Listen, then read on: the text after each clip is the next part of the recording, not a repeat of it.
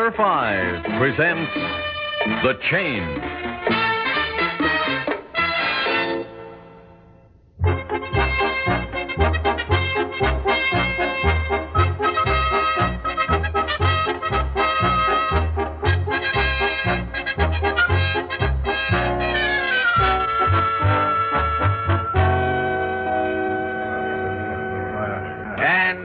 Now, gentlemen, in summation, we've weighed everything.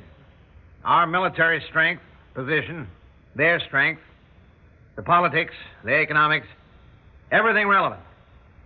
And as of this moment, the scales are in perfect balance. Well, General, are you saying we've reached a stalemate? No, Senator. A stalemate occurs when both sides have exhausted their forces. But unless there is bilateral disarmament of nuclear forces, we can only adhere to the present policy. Since nuclear disarmament seems a long way off, then the suggested course would be to bend all efforts to preventing brush fires? Yes.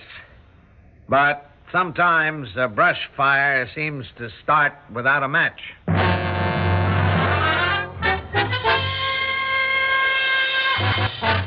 Where does it begin? Who or what kindles the flame that starts a fire which can become a holocaust? Every event is formed from links in endless chains. The largest event may begin with a seemingly insignificant link.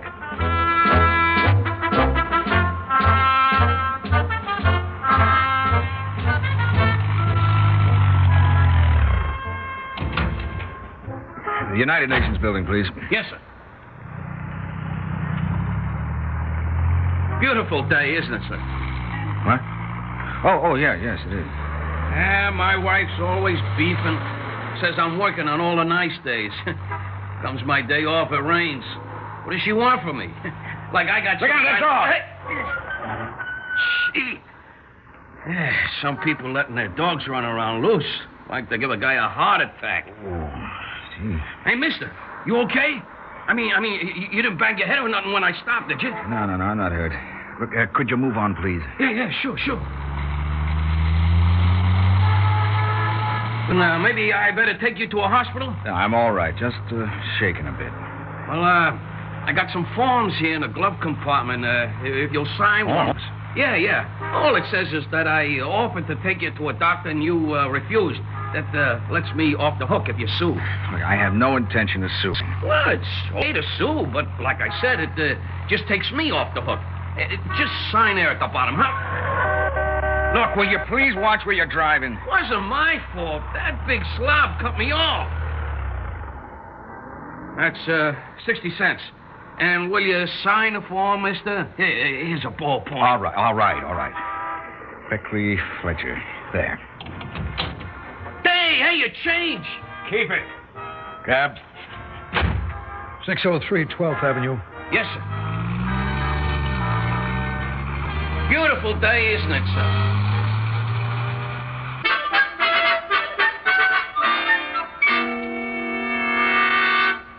An ordinary event like countless others in every day.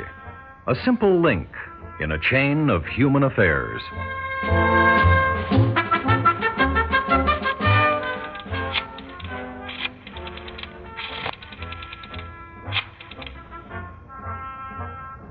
Hello, this is Fletcher. Will you connect me with Mr. Douglas, please? Jedediah Douglas. It's rather urgent. Hello, Jed. Yeah, I'm at the UN.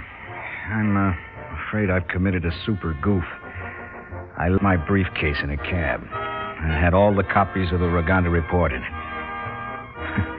Well, en route, he stopped suddenly to avoid hitting a dog, and I was a bit shaken. Well, I realized a moment after I got out of the cab that... Oh, no, I haven't told the chairman yet. Well, I was hoping that you could have some additional copies of the report run off and flown up in a diplomatic pouch. Yeah, I realize it's Friday. I suppose it can wait till Monday.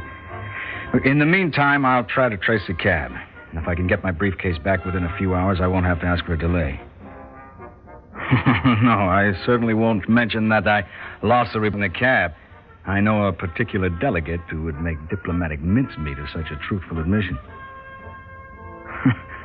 Well, Roganda has waited 3,000 years for economic aid, so I don't suppose another weekend will make that much difference. So long, Jed.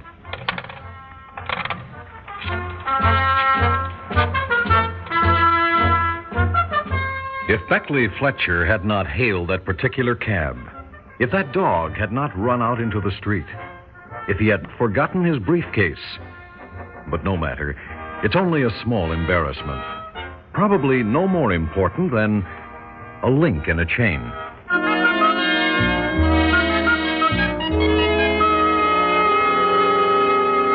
Look, lady, I know he came in here. I picked him up outside the UN and took him to this here place, 603 12th Avenue. Well, how long ago was this? My last fare. No more than 6 minutes. After I spotted the briefcase on the floor of my cab, I put up the off-duty sign and swung around the block. I must have passed up maybe like 6 fares. Oh, let's see. Well, there was Mr. Westworthy. He came in with Miss Davis. The guy was alone. Before that, Mr. Gregson himself came by. Mr. Brooks Gregson. He's the head of the agency. Yeah, look, But that doesn't look like his briefcase. I don't think it's... Oh, say, that is good quality. Lady, how about skipping the appraisal, huh? I got a cab parked at the curb, maybe getting a ticket. So let me leave this and go. Oh, wait a minute. I'll ring his office. Hello, Sybil. This is Jeanette. There's a cab driver out here who thinks Mr. B.G. left his briefcase in a taxi. Thanks, Mike. I know that. Yeah, I know. Mm-hmm. Tonight? Oh, no, not tonight, sweetie. I promised Mother I'd watch TV with her, but I'd love to meet him. For crying out... Okay? I'm sorry, but Mr. Gregson is in conference. Yeah. So just leave the briefcase. I'll see that he gets it. Look, I'm sure it's his, Do you want to hang around for the reward? Lady... Oh, goodbye already.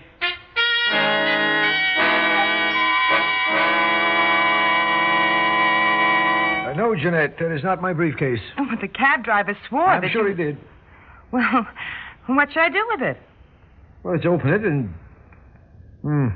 You know it'd be locked. Oh, now that really takes the cake, doesn't it? Imagine some poor guy locks his briefcase so no one can open it and then loses the whole darn thing. It probably just contains the salesman's order book. The cabbie leave his name? No, he didn't. Then I suppose we'd better send it over to the hack bureau. Call a messenger. Okay, but...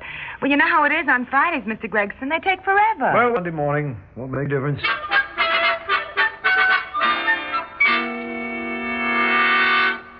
For months, the country of Roganda has waited and waited. For months, the government of the United States has said they were making a carefree of the situation. Months during which countless Rogandians patiently starved while they waited for a simple little report to the United Nations Committee on Economic Development. My own country offered aid time and again, but Roganda refused because she believed the United States would grant aid which would be administered by the United Nations. And at last, the reading of the report is found on the agenda. At last. But now Roganda is told there will be a small delay. The United States gives no reason for the delay. The delegate merely promises that on Monday the report will be read. I submit that on Monday he will say Tuesday, and on Tuesday he will say Wednesday, and eventually the session will end without the report being presented, while thousands of Rogandians live and die in the vain belief that... The usual diplomatic thrust. The words change, but the tune remains the same. Had the report been delivered on time, the same delegate would have condemned it as interference in the internal affairs of Roganda. Surely, when this report is presented on Monday, this particular chain of minor events will end in an insignificant circle.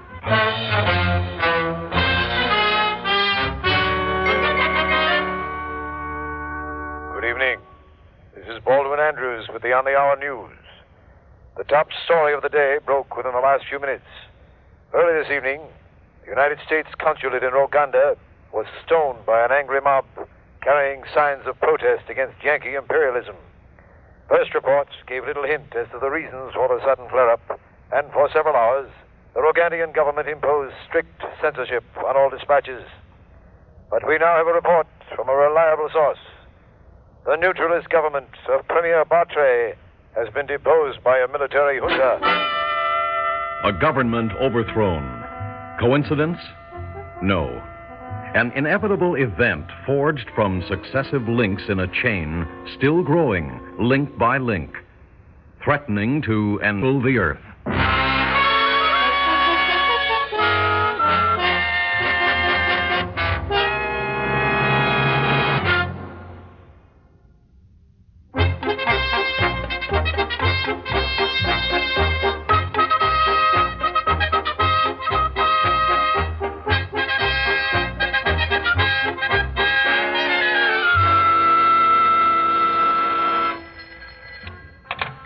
Hello? Put him on. Hello, Jed. Well, I received the copies of the Roganda report this morning, and a few minutes after I got them, I heard from the Hack Bureau. My briefcase was turned in. I'm up to my ears in copies, but I don't know what to do with them. Well, the way I see it, we're hanged if we do and hanged if we don't. We can't make the offer of aid to the new government until... Oh, wait a minute, Jed. That's about the largest dose of diplomatic buck-passing I've heard. Well, all right, you can call it the straw that broke the camel's back, but there was a lot of... What? Well, I haven't any more idea of that than you do. What does National Intelligence say? Hold on, Jed. Suppose I present the report and hear the reaction. Maybe it'll give us the answer.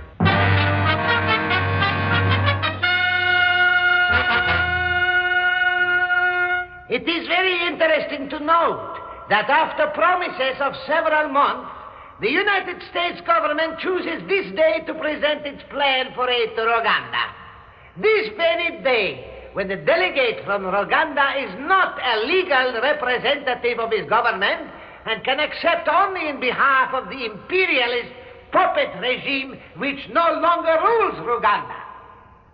This is clearly an attempt to foster counter-revolution against the Republic of Roganda. I move that the chairman table the reading of the report until the legal representative of the government of Roganda can accept in behalf of the people of his country. And if I may add, I will not be surprised if the United States government will withdraw its plan for aid when the legal representative of Roganda is seated.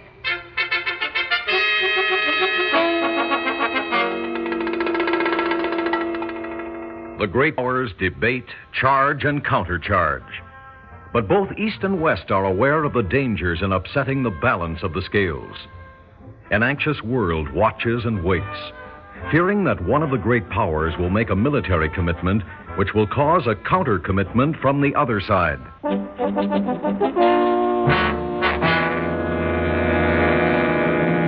And here, in a taped interview, General Austin Barron gave his views on the situation in Roganda. There's certainly no cause for panic about the change of government in Roganda. We've received assurances that the rights of American citizens will be respected. What about their announced plan to nationalize the tin-producing industry, General? The tin mines are American and British investments. Well, that's a matter to be settled between our governments. I can't comment on it. Do you have plans to enlarge our military establishment in Roganda? No. There have been several reports that the Roganda government is receiving supplies of arms from the East. No such reports have been verified, and I might say it doesn't help the situation for you reporters and commentators to present such rumors. Well, General, we always mention it when reports are unconfirmed. Sir, have you taken any special precautions to safeguard the security of our missile base in Roganda? All personnel are confined to the base in order to avoid any incidents. Then you would say the missile base has been placed on alert? No, sir. I want to state emphatically that the situation does not call for an alert. I must ask you not to throw such terms around.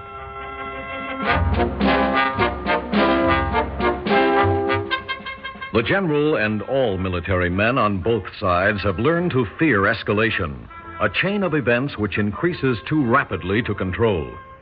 To the great powers, there is little to gain and everything to lose. The military status quo must be maintained. At the United Nations, national interests are temporarily put aside.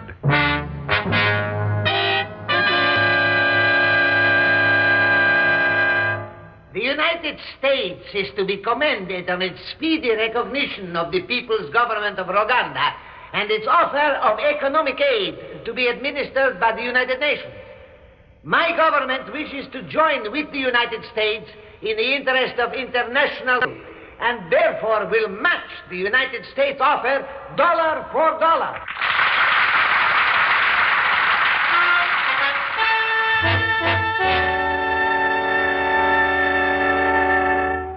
The political generals, as well as the military ones, recognize the danger. An unusual show of international cooperation is beginning to result from a series of events which could have led to war if the great powers had tried to gain a small advantage from the situation. Stability and balance have become the watchwords of our time.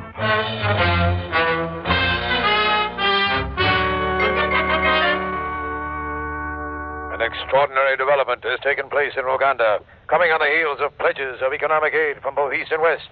A dispatch from Washington informs us that Cartesia, Rwanda's northern neighbor, has charged Rwanda with aggression. In retaliation, an armored column has crossed the Rwandan frontier and is speeding toward the capital. Cartesia is a nation solidly aligned with the West and receives both economic and military aid from the United States.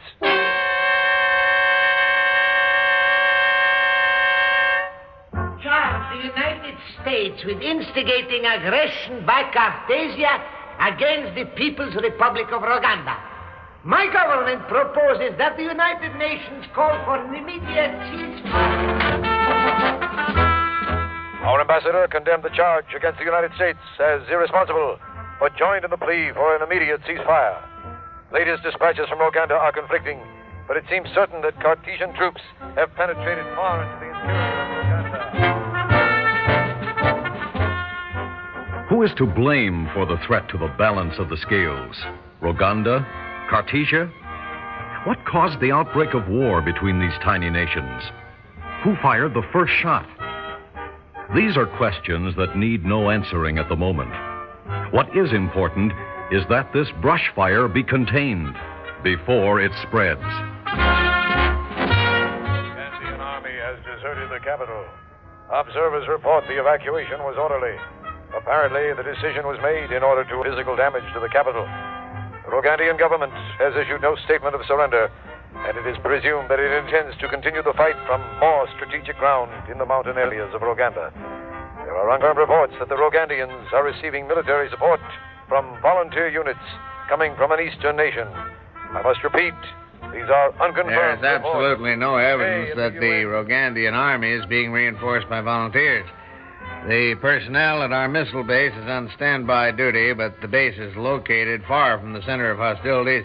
I have every reason to believe that... Darkness, Rwandan troops have seized the United States missile base.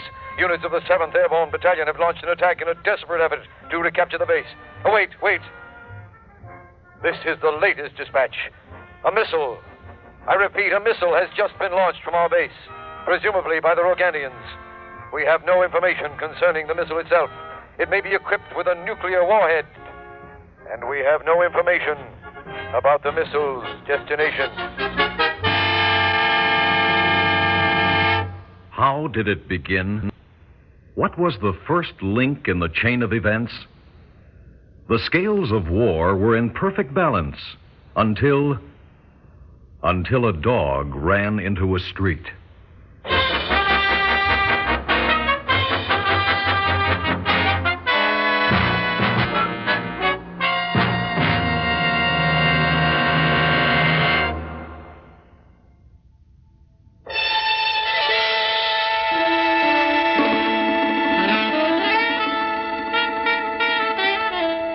Theater 5 has presented The Chain, written by Leonard Stadd, produced and directed by Warren Somerville. In the cast, Robert Dryden, Gil Mack, Stan Watt, George Petrie, and Natalie Priest. Audio engineers Neil Pultz and Marty Folia. Sound technician Ed Blaney. Script editor Jack C. Wilson. Original music by Alexander Vlastotsenko. Orchestra under the direction of Glenn Osser. Executive producer for Theater 5, Lee Bowman. We invite your comments. Write to Theater 5, New York 23, New York. That's Theater 5, New York 23, New York. This is Fred Foy speaking.